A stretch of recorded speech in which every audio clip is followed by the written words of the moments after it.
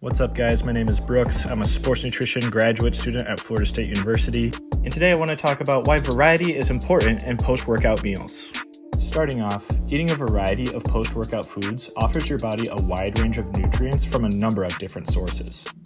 Doing this supports athletic performance, it strengthens your immune system, and it also can prevent injury. Consuming the same post-workout foods every day may cause you to burn out and make your post-workout fueling less enjoyable.